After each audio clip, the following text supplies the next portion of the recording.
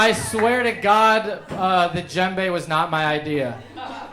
Nick asked me to do that. I live to serve. I have zero ego. Welcome to the Nighttime Routine 1 year anniversary. Give yourselves a hand. Give yourselves a hand for coming out on this frigid summer eve. The seasons are all the same, folks. Happy Easter. Christ is risen once again. I'm pretty sure I've said Christ is risen at least half of our shows at this point. That's not necessarily one of my values, but who knows? In this America. Welcome to the show. Folks, we're doing things. You want to slide? Go ahead. Give it up for Kat. Come on. Folks, we're doing things a little bit differently tonight. You just heard at the top of the show from our house band, the Jammies. God damn, those are some cats. Those are some cats. Not all the cats have been eaten. Folks, it is our 1 year anniversary.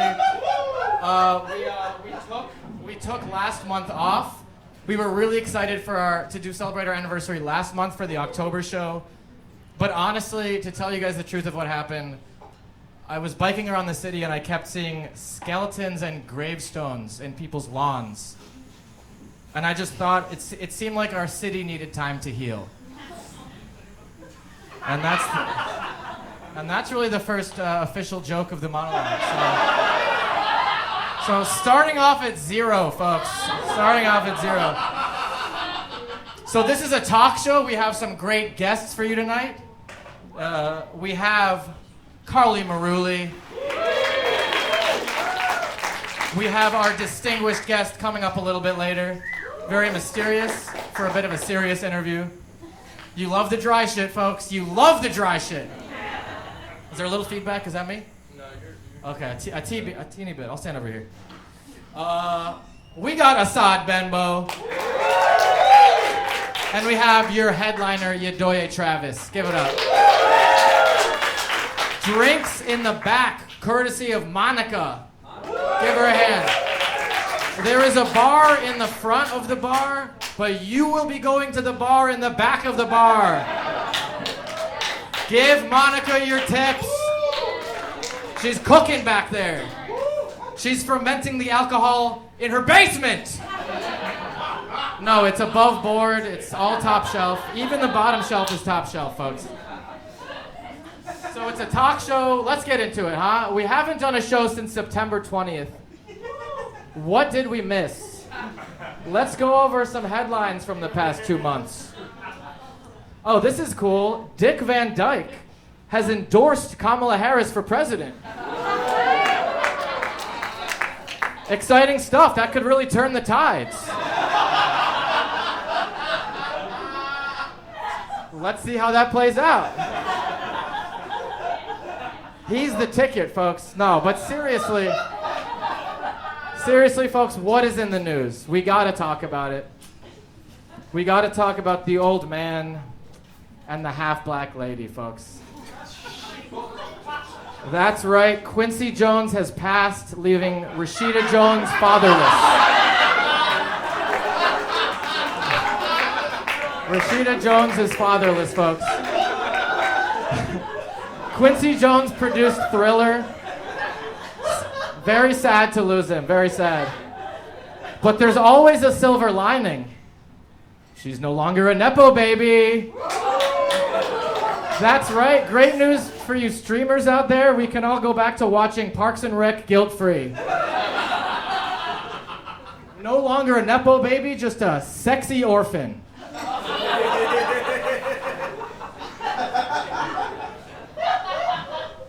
Well, Prospect Park caught on fire. That was a bummer. We hate that for them.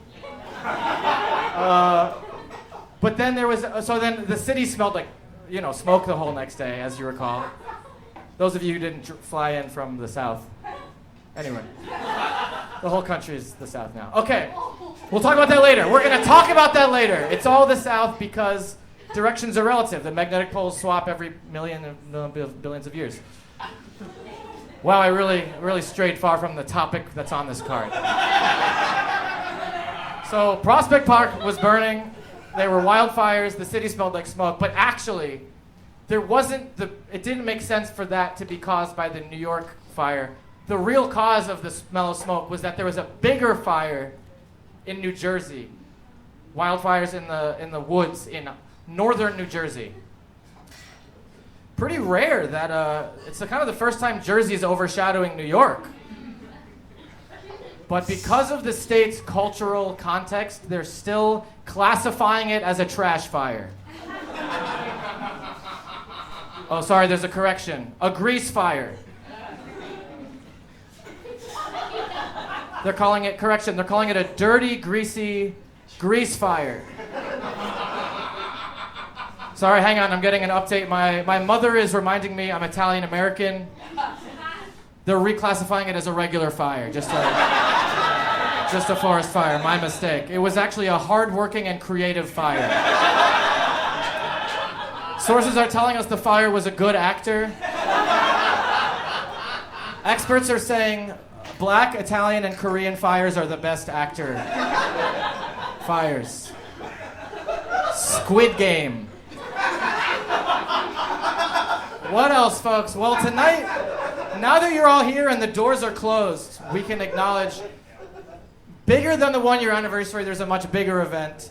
The Mike Tyson and Jake Paul fight is tonight at 8:30. Huge stuff, folks. But don't worry, you're not missing anything. The fight is already fixed. This is true because of the deterministic nature of the universe.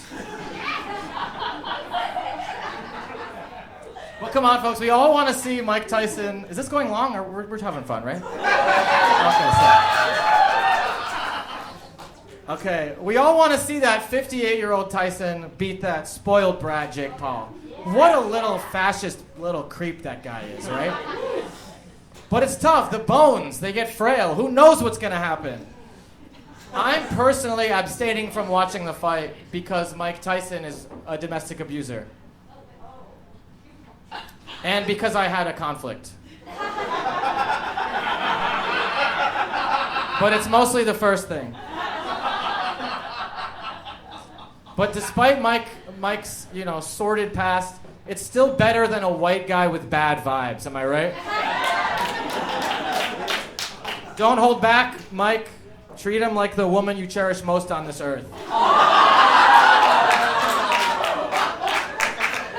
Hell yeah, wow, did not expect that one to land. Holy shit, I almost vetoed it before I said it.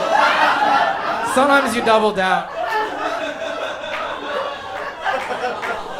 Sean Combs, aka Diddy. His mansion, once valued at $62 million, currently has no offers on the market. No offers? $25. I'll buy Diddy's mansion for $25.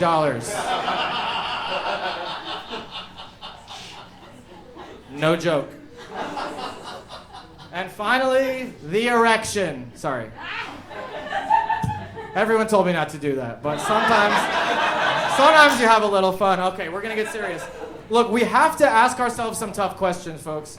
Do I actually think it hurt her politically that she enthusiastically accepted Dick Cheney's endorsement? Or that she never unequivocally condemned the onslaught in Gaza by Israel, paid for by American tax dollars? Do I actually think that affected the turnout? Yes.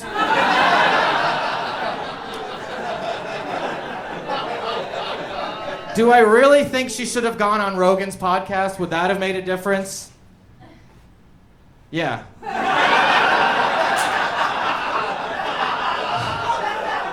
I was talking to my dad about the election. He's a smart guy with mostly good politics, but he brought up the Mexican male misogynist vote. And he said, she ran a good campaign. She almost won. She lost, Pop. She lost. I think think you're the one who told me when I was 1 year old and couldn't understand what you were saying that close only matters in horseshoes. It's a really boomer take. It's not even a joke. I don't even know who that was for. Look, the Dems fumbled the bag again. Biden, yes, he did some good stuff with the economy, but the job's not done, and the Dems acted like it was. Once again. Corporations are making a killing, and wealth inequality is an all-time high.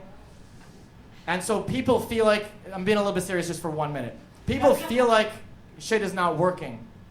And Kamala was acting like there's not a thing that comes to mind that I would do differently. And then Trump would go, everything's a disaster! And then the voters would be like, well, maybe he's overreacting, but that dude seems to care. You know what I mean? So to the voter, okay. In closing, okay, so to the voters, yes, there are misogynists that could not vote for a woman president. That's going to continue. But sometimes we need to show them something bigger than their little deep-seated biases, right? Recently, I was, maybe someone else or maybe me was watching a lesbian adult film. And the one lady was a CEO, and the second lady was like a really disrespectful, misbehaving employee. And she was really mouthing off, and then the CEO hiked up her undercarriage and said, "You can't talk when your mouth's full." And folks, I think that says a lot. There's a lot of chatter, there's a lot of discourse, there's a lot of platitudes. But at the end of the day, people like to work and they like to eat. Do you understand? So if your hands are busy and your stomach is full, maybe people will shut the fuck up and get along. And that's why we need to support organized labor. Does that fly? Okay, hopefully the metaphor landed. Let's have a great show. I'm gonna go over to the desk.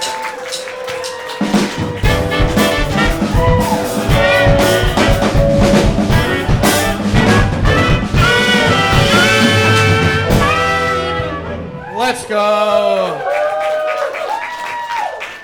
How much did I lose you with that last little chunk there?